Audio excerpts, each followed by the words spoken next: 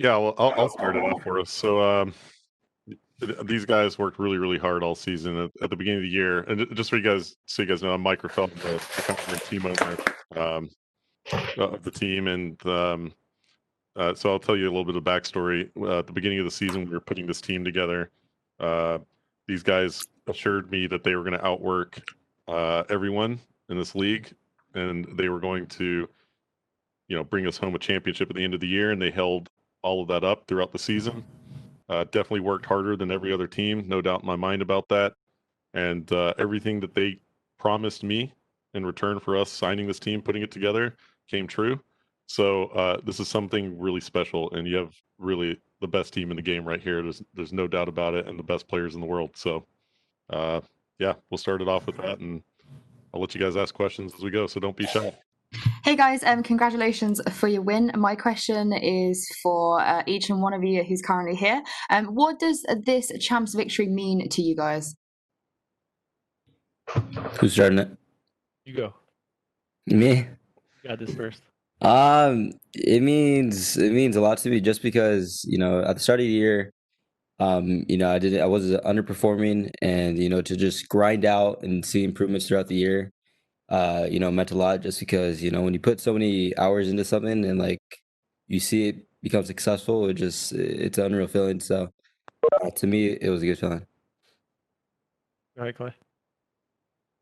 Yeah, I mean, to go and win this world championship, especially after I won one last year, to be one of 3 people to go back to back, one of 3 people to achieve 3 rings, Crim 6 being another, it just does a lot to propel myself into like the all-time greats. I've always been considered in like the top 10 of all-time players, but this one kind of helps solidify my legacy in the top 3 or 4 players. And, it's not like I'm done yet. So there's going to be more to build on here. There's more rings to chase, but, we're enjoying this one because of the time we put in. It means a lot to all of us for us all to buy into a system and then all execute that system and at the most intense moment of the year. So I'm just proud of the guys, proud of the org, proud of everybody from the top to bottom, whether that be significant others or, the CEO or the general manager or the social or the videographers. Like everybody on Empire did their job this year, and it showed with the World Championship. Yeah. For me, I mean, I've said this in other interviews, but it was like a proving ground, or it was like a proving year for me because, I was on that same team, with pretty much the same people for like 5 years. I don't know if it's even 5, but basically, it was like a proving year because I wanted to prove that I could do this, and if you set your mind to something and you do it together as a team, you get on the same page, you have like an open mind that like you can do anything. Like we went from like the worst, like the start of the season was terrible for us, Minnesota, and we were getting roasted harder than I've ever seen anyone in Call of Duty get roasted before. Like it was bad to the point where I was just like, oh my God, like I've never seen this. And then, Ender, Ant, and Kyler, Kyler's probably never seen that either. But Ant, especially Ant, was like, dude, is every COD event like this? and I don't even Ender's showing up to events with grocery bags. And I was just thinking like, oh my God, this is bad. Like we are getting. I mean, point is that we came and we like conquered adversity, and we didn't give up, and we were not broken, and even through the like tough times, which honestly weren't that bad, but we didn't let that like break us. And most teams, I've said it to the guys, and it's like most teams have that point where their team is basically done. Like they end up hating teammates, end up thinking they're better than other individuals. And I mean, there was probably multiple times where that could have happened and on our team, and that just never happened. It never occurred. And it's just crazy to me that, it's the dream team, and this, like the news, I can't even believe they didn't even give us 24 hours. Is that the 4v4 news, like that sucks. Because at the end of the day, I don't think anyone wants to deal with that. So, but at the end of the day, it's a win-win for us. That was our goal, was to win champs, and we did it. Andrew, go ahead. Honestly, this champs win means everything to me, just because ever since I was 14 years old playing Black Ops 3, all I ever wanted to do was compete. I knew I could compete at top level, but I had to wait 4 years because of the age restriction. So I just kept grinding and kept trying to get better every day, just get my name out there. And I just been going at it hard for 4 years, just not being able to compete, building my own brand up, just grinding, trying to get better, trying to improve, just watching other pros play, trying to learn off them. And honestly, like, just my dream since I was 14 was just to be a college world champ. And literally, I didn't want anything more literally in my life other than to be a college world champ. And obviously, I want to just win more. But yeah, it just definitely just means everything to me, literally. Tyler? I mean, yeah, winning champs for me is, I mean, as a gamer, I love games. I mean, it's everything you could ever like ask for a competitor. I mean, it's the biggest tournament of the year, and to win it, especially like after the disappointing years I've had personally, and then coming out like so pretty strong this year with this squad, it means a lot to me for sure. I'll speak as a coach here, coming in, started with these guys in March, and not being into competitive esports for 6 years or so. I got close twice as a player, got second, lost to 2 guys on this team. Or just one guy on this team. Just let that guy on the far right there, that guy smirking a little bit, you know. But yeah, no, it was exciting to be part of it, and I'll finally not have the no rings Ray comments being made to me anymore. You know, got something to prove, and all the hard work we put in as a team. It's just like kind of what Clay said, just all the hours we put in, just really encompass into feeling the reward of what we accomplish is an extremely awesome feeling.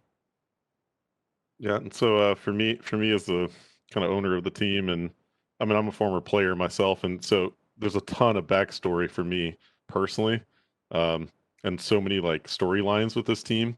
Like, I mean, I shed lots of tears. I called my mother yesterday and just bawled crying because it's been 14 years of me, trying to prove that, I'm the best in this business, and whether it be as a player, as a broadcaster, or running this organization, that I know I'm the best at it. And I needed to help a team achieve their goals and to achieve mine.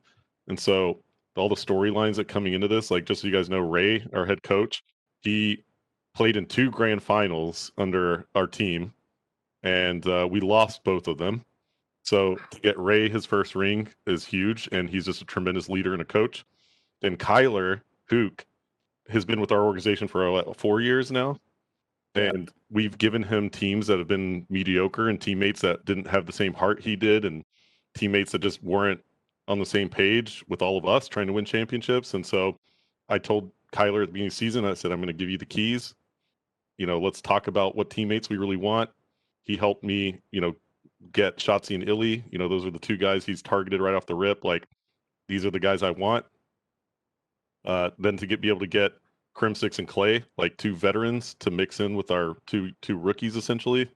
And then Kyler, like that was just, to me at the beginning of the season, just a dream scenario to be able to go out and get them. I still don't know how other teams weren't able to steal Clay or Crim away from us. I mean, that's ridiculous. Like these 2 guys were, I mean, I guess Clay was in a situation where he had to be a free agent, but for Crim to be let go, like, that was a huge mistake by the Chicago team to let him go. And so being able to put this team together where I have like 2 consistent world champion veterans combined with like the 2 best rookies in the league, combined with pretty much the biggest talent that hadn't won a championship yet, like all those storylines coming together and us having to manage that dynamic and make a commitment to each other.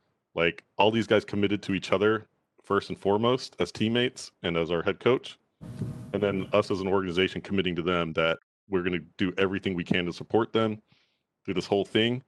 Like, to see it all get rewarded with the world championship and validated is like, cannot tell you guys, it's the happiest moment in my entire career, because I knew that we were the best, hands down, and by far this is my favorite team to ever have in our organization. It's been a true pleasure to watch these guys grow as a team, overcome all of that adversity, rub off all the hate that we got at the beginning of the season, and then just smack everybody in the face at the end of the year. So this is it. This was the team. And going to the 4v4 situation, like Ian said, it's disgusting and devastating that we have to do it because we know that we were going to be winning for many, many years with this 5. So specifically for Crims, going into the conversation of best player of all time, the one argument anyone has ever had against you was just the amount of rings.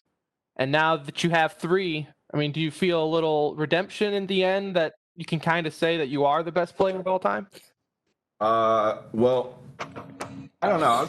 I was kind of like, I was super happy yesterday, and then all of a sudden, I was kind of like super pissed off because you're right. Like that's the only argument people have ever had against me. And then I get the rings, and then there's another excuse, and to me, it's just like, y'all don't learn, because if you keep saying this stuff to me, now I want 4 rings. Now I want you to have absolutely no doubt in your head, because I was sitting here thinking like, yo, we win this, like there's no doubt. I was sitting here like I was getting images made with the text undisputed GOAT, and now there's still an argument. And that argument right there is that's the shit that motivates me. That's why I'm like, all right, I guess I'll do it again next year. Because I mean, it's just I don't even know how there's a debate, honestly, and I'm proud of that point. And that might sound like cocky or egotistical, but I genuinely feel without a shadow of a doubt that like there should not be a debate. I earned that. I mean, there's no debate. Krim reads Twitter. Apparently, Krim reads Twitter. There I are a few really, really just unintelligent people that are tweeting at Krim, making him feel like there's a debate. But there's really no debate now. Like he is the greatest player of all time. Clay's really close behind him. Krim just has a ton more regular season tournament wins, and it's hard. It's like this isn't like an individual game, right? Like this is a team game, and it always has been, and it always will be. And some players are fortunate enough to have great teammates who are good teammates that will close out championship wins with them. Some players aren't that fortunate. Like I mentioned, Kyler. Kyler's been a championship caliber player his whole career and just hasn't had the right teammates. But Krim definitely is the greatest of all time, just based on the tournaments he's won and now closing out his 3rd world championship. Like there's no debate. So I'm gonna help chime in for him because he can't maybe say it for himself, but there's just really no debate. No. And the people who do say who do debate it. No, let there be a debate. Let there be a debate. Let him say that. Yeah. Gets me going. Gets me up in the morning. So I'll start with this one. He said, what was your reaction to 4v4 next year? What does it mean for the Dallas Empire and the league overall? Like I obviously knew about this first as an owner, and I'll tell you guys that we did not want to go 4v4 as an organization. We wanted to go keep it 5v5, and this decision was made way before the World Championship. So I already knew that I wanted all 5 of these players to remain with our organization, that we wanted to stick with a 5v5 format. Unfortunately, the league made the decision for that not to be the case, and so we're transitioning to 4v4. And so our reaction was, yeah, I mean, it's devastating. Like, I'm attached at the hip to all 5 of these players now. Like, I don't want them going anywhere. And I'm still going to try somehow to keep all 5 of them. I don't think that's going to happen, but because all of them are like, top level superstars, and they obviously want to play and start every game. So, I guess what does it mean for us now in the league? Yeah, I mean, I think it's going to make players a little bit more happy, I guess, in terms of the 4v4 format, maybe just being more conducive to a better competitive environment. And that's fine. And we're okay and behind that, I guess. But what does it mean for us? Yeah, it's devastating. It's truly devastating because, we have to talk starting today about what we're going to do. And, one of us is going to get left out. And so, that's tough because I'm pretty sure all these players are happy with our organization. They're happy playing with their teammates that they have right now, and having to remove one of those players is just it's honestly ridiculous. But it doesn't feel good, and I can't even tell you guys what it's going to feel like when we have to make that decision. So it's brutal. Yeah, and I'll chime in a little bit. Like, I've been playing COD for a long time in 4v4 and 5v5, and I've seen obviously a lot of major success on 5v5, but I still believe Call of Duty as a packaged viewer experience and playing experience is better in 4v4. And so I think, like, for the overall health of the game, it's good, but I think the timing is a little off. It should have been done coming into this year for franchising when all the teams were being assembled and all the players were being bought and traded and all that. Basically, it was free agency for everybody. So nobody on this team deserves to be dropped. We all worked so hard this year. We all put in equal contributions all year round. It's going to be heartbreaking, whoever it is. Like, I almost even want to like be the one to go just so them four can play together. Like, it's nobody on this team deserves to go anywhere, and it sucks. I feel the same way. That it has to happen like this. I think that no matter what, like, none of us can be mad. You know what I mean? Like, I think every single one of us would be like, yeah, I'll give up that spot. I'll give up my spot for you. You know? And that is what sets us different from any other team. You know, Mike told me the 4v4 news, you know, right when it happened. And I don't know if Mike knew what I was going to do with that information, but it's actually hilarious because other orgs did not tell their players that. I think I think maybe, you know, probably Chicago told them. But I knew that we were like mature enough to handle it. And, you know, like other teams, if they found out, like they were going to play different. And guess what? Like we found out that news and we still play to win. We didn't play to keep our spot. And that is what sets us like apart from any other team is like the lack of like none of us are selfish in any sort of way when it comes to playing the game. And it's just a beautiful sight to see. I was literally about to cry yesterday when Ant body blocked for his team. Dude, I will talk about this play until the end of my career. That was the most unselfish, best play I've ever seen someone like make. Literally body blocking a defuse for his homeboy. If you guys don't know what that really means, you cannot teach that. Yeah, if you guys don't really know what that means, it means basically like there was a play where Huke had to like defuse a bomb and Shotzzy literally like jumped in front of the bullets to like basically took the bullets in the game for Huke while he's defusing and made like the craziest intelligent play to like draw the gunfire away from Huke so that he could get the defuse and win the round. Like that's like just such a veteran play coming from a rookie player. I mean, it's literally like mind-boggling to even like Clay and Krim as 10-year veterans playing this game as pros to see like Shotzzy make a play like that. But like it's almost like the analogy is like, dude, Shotzzy's literally willing to give his life for Huke in the middle of that game to win the round. Like it's like that's what this team brings to the table. It's crazy how much teamwork there was involved here to win this thing. We can't emphasize enough how like much every player has put into this, and that's why this news stuck so much to us. It's a point of nobody really deserves to be the odd man out, and that's what we're calling this shit devastating, I guess you could say. Yeah, so that's a long answer to the question, but hopefully you guys understand that how devastating it is to us to have to figure out which one of us it has to go. It's like it's crazy. All right, well, this is for the old guys. First of all, congrats. How was it seeing your younger teammates kind of step up and help really deliver this champ for you guys on a silver platter for the most part? Like you said, that play with Shotzzy, kind of self-sacrificing himself. Just how did it feel in the moment for you guys? Just like this is it. This is the way we're gonna win. Porter got, hold on. Yeah, my car's working. It's fine.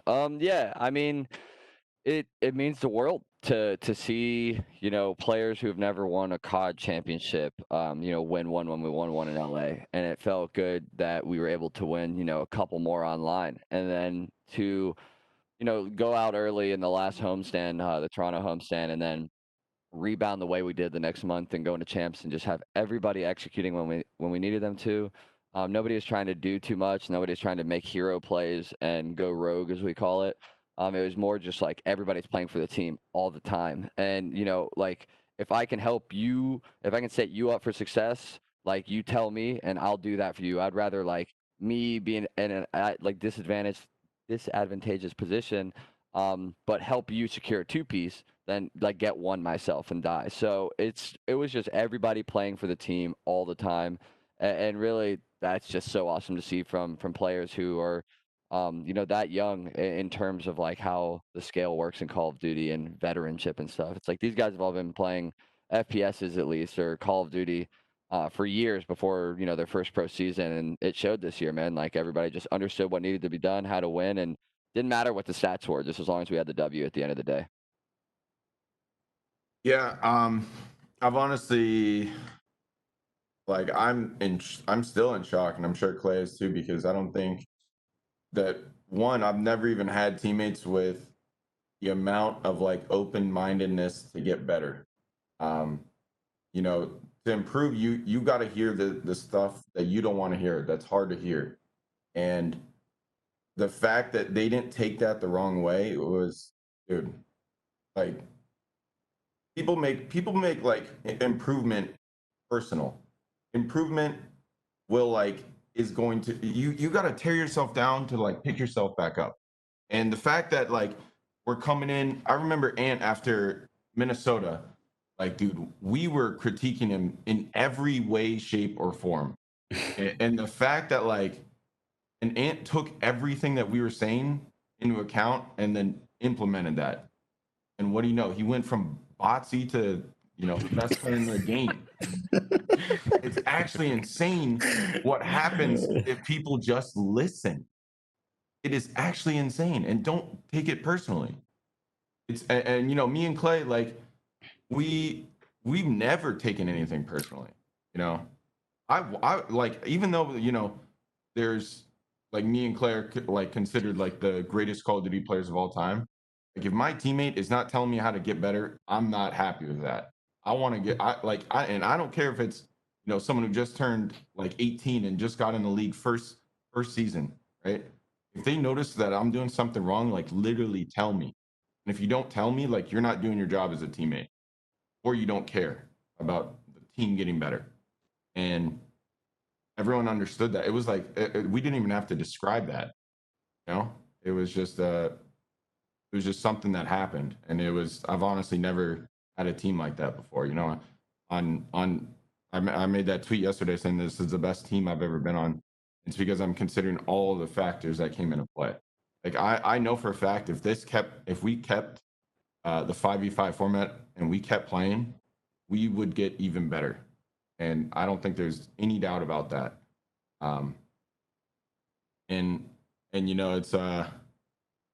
It's just like, we got to be the funniest team too. So we got to be the funniest team. And I think I think that this year the turnaround has just been, and I could not be happier with the end result. So. Just to Clay and Grim again. Clay, you often mention your legacy, and Grim, you often discuss proving yourself throughout the year. It's safe to say that you both surpassed yourself this year, or surpassed expectations. What's next for you guys? What's your next goal? I mean, for me personally, we lost 5 tournaments this year. We didn't get the first seed in the league.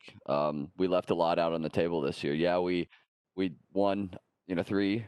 We got second in the league. We won champs. But it wasn't a perfect year by any stretch of the imagination. And I think I speak for Krim too. Like, we strive for perfection and first place in every single tournament. It doesn't matter if it's a random homestand at the beginning of the year, or if it's Call of Duty champs. Like, we're trying to win it every time. So every single year, that's the goal, is perfection. Until I win every single tournament every year, until our team wins every tournament every single year, I don't think I'll ever be really satisfied. And so, that's just the goal each and every year for me, is going to the next one, trying to win everything. And if I don't, it's a letdown. Yep. And further, like, that's exactly how I think too. And it's like, it's a bad way to live, but the best way to compete, and literally, you put yourself through stress and, hardship with putting standards that high for yourself. Like, you have to deal with that.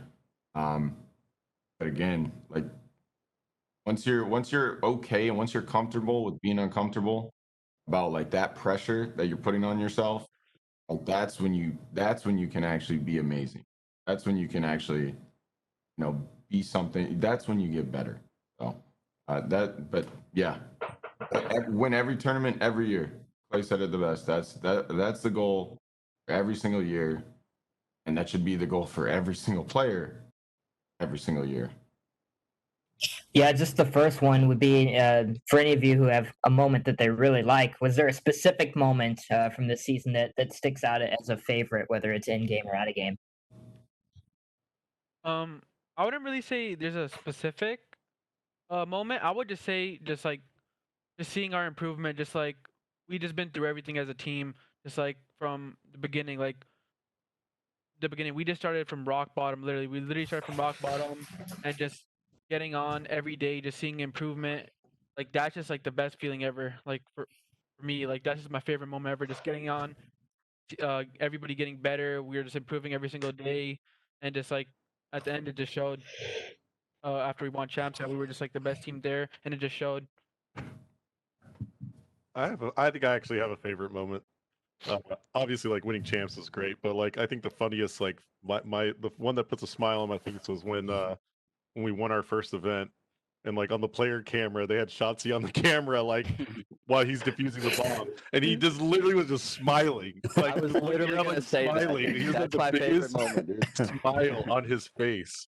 Like he was just smiling. That's all he could do in that moment. Like couldn't believe that he had just won. Like just smiling. Like oh my god, you know. And like to me that like brings a tear to my eye because it just validates like this what this team was about. Like we were all about having fun and in the winning. Like it was just the combination of happiness and winning. Man, that's what we tried to foster here. Is just a happy team that was all about winning. And so when Shotzzy just had that smile on his face on the camera and all those people in the chat got to see that, that was a special moment for me.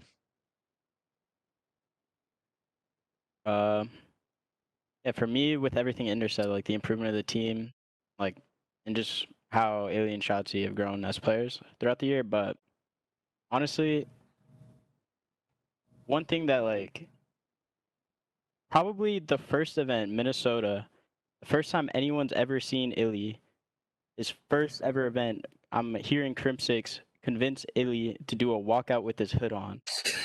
And Crim is like half trolling, being like, yo, like that'll be so cool, bro. Like, blah blah blah blah. And like and literally in my head I'm thinking like, yo, like this is his first event. Like, why are you like this could like make him more nervous? Like and I'm thinking like, yo, you're setting him up for failure. Like and like Illey is like all about it. He's like, yeah, bro, like he's like trusting his teammate. That's why I say like Illey is probably like the best teammate ever. Like he is like fully believing everything Crim is saying. Like, yeah, bro, that would be badass. Like He's like, blah, you think it look cool? It'll be good, right? I'm like, Ender, it's gonna go one of two ways. You're gonna do this, and we're gonna win, and people are gonna be like, he's the real deal. You know what I mean? Or like, you're gonna do this, and you're gonna look like a complete idiot, dude. And unfortunately, we lost. So Ender's still pissed off about that towards me. But it ended up becoming well, honestly, I was thinking like, dude, you got to do something to like loosen up. Like you got to do something stupid to get everyone like laughing at you in like a good way, because then like when you can laugh at yourself, then it's that like was a good thing for sure. yeah, you know what I mean. So, but now Ender's the Undertaker of COD. Yeah, he is. No one literally became a thing. Like he is feared now. That hoodie needs to come up every time he walks out now. I got it up. Yeah, there it is right there. Ender's not even in the heavyweight division. He's in the champs weight division. Yeah, it's beyond it. To that question, I'd say there was one specific moment that was outside of the game. I think it was I don't know, I'm not sure if you remember, Kyler. It was like the LA event, or it was the Minnesota launch weekend. Either it was something like that. It was one of the events, but basically, me and Ender were like underperforming. Well, I was more underperforming more than Ender, but we were underperforming as a team or individuals. And once Kyler gave us like a little talk, it was like a 30-minute talk, and he basically just gave us confidence, and then like he just gave us the whole speech. I forgot exactly what he said, but just gassing us up basically. And then we went on the other season and literally just dominated after he gave us that speech. So that's one specific moment that was favorite for me.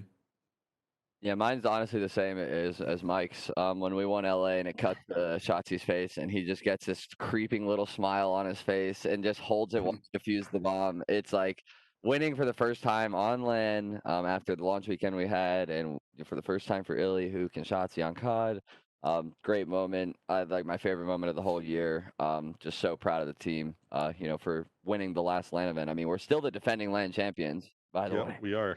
Yep. For me, it's separated. The LA event for sure. That win, kind of my first time coming back in, and the first team win of the year was pretty awesome to be a part of. The screaming at the end and just the ecstatic feeling of winning tournament was obviously awesome. But I think my favorite moment from a specific standpoint was after we beat FaZe in the finals of our first online event win. I think that's the moment where I really felt like things were coming together as a team, and I felt like I honestly felt like we weren't going to lose an event for the rest of the year with how well we were playing and how our progression from day to day was going, just from a standpoint of the openness, kind of what Krim explained earlier, like the openness and trying to get better, and everyone being open minded, and no one really taking anything personally or bad. Everything was coming to a fruition at that point, and that's really where I first felt this whole year that I was just like, this team's unbeatable, and we're probably going to win champs in the rest of the year. Yeah, so my other question, in traditional sports and other esports, like substitutes can be used in, variety of ways. Is it worth to possibly have a sub for next year in 4v4 with more of a 6-minute role coming on as like a specialist or something like that? Is that realistic, and is that something that would be worth like maintaining a core 5? I think I can speak on this pretty well. I mean, I would love for us to have some way to keep all 5 of us and do mid-series substitutions like that and make something like that work. Unfortunately, the issue with that is that in Call of Duty, chemistry and knowing exactly what your teammates are going to do at all times is very, very important. And so it's a lot harder than some other games and professional sports even, where you can just kind of plug and play. We are all 5 good together because we've all 5 played thousands of hours of these same maps together and these reps together and over and over and over. And like me and Illey, when we clutched a 2v5 in the winners finals versus FaZe game 5, we said like 3 words to each other. Like we didn't even have to say anything. It's just one of those things where I knew exactly what he was going to do. He knew exactly what I was going to do, and we are going to win. And that's simply like, it's really hard to do when you have revolving door of players. And then the other unfortunate aspect of that is in Call of Duty, the pro players control a lot of the rosters. Like the pro scene really does control who they team with and who is on what teams. And it's not real, like the GMs and the owners get those players. But each individual pro has their own like opinion of you, and that matters a lot on getting on good rosters. And as soon as you allow yourself to be put in like a 5th-man bench spot, if it goes 44 or 6-man bench spot, it just plummets your stock. And you saw that this year with Zero on New York. He got benched, and then like he couldn't get on another team, and London was like his last choice. And he got on, and then they just placed 4th at champs. And so it's like he's still a great player. He still means a lot to the team. He contributed a lot to the team. But just in terms of how players and pros think of you when you're sitting on the bench, it really can like kill your momentum that you have going for your career. So it's a tough way to do it in Call of Duty. I would love if we could figure out a way to make it work and destigmatize that. I've been a firm believer, like if you get some really good S&D players, like you should be subbing them in and out if you get enough practice with them. But no pro team has really tried to do it too much yet. I know Toronto had a huge roster this year. I know Seattle had a mid-season substitution with Enable for a map, but nobody gave it a real fair shot. So it's tough to say if it would work. There's a lot of negatives associated with it, but I do think there is some viability there, if everything was able to be worked out. Firstly, how are you guys going to celebrate officially? Stroh, you going to give these boys a ring? Are you guys Post Malone going to show up? Champ song, Victor Plaza takeover, and secondly, how it's for you, feel... Post. And secondly, in the pantheon of professional DFW sports, you guys joined the teams with the championship under the belt. How does that feel for you guys, and what does this mean for, I guess, esports in the DFW area? Yeah. So the first part of that question, yeah, I think my partner investor Ken Hirsch here with the team. He's actually got his event planning company planning something for these guys already. So we're definitely gonna have a get together and where we can dress up a little bit and feel like we're really world champions. It's really hard to have a celebration during COVID, so we're planning something really special for these guys because they deserve it. And the next part of that question is, yeah, like look, you know, I grew up here in Texas. I've been a fan of Dallas sports teams my whole life. Obviously, you have big personalities that own the teams. I have a little bit of a personality too, and you know, whether it's salty sometimes, or I have a lot of fun, or I'm just kind of a goofy guy. You know, I think I bring my own kind of personality to team ownership here in Dallas, and but the same thing is true amongst these other owners, is that I'm here to win, like first and foremost. I'm here to bring players to Dallas that are going to want to win first and foremost. We're not here to try and like, you know, look fun on content, or like try to gain a fan base through goofing around and, you know, doing those sorts of things. We're not the team that does that.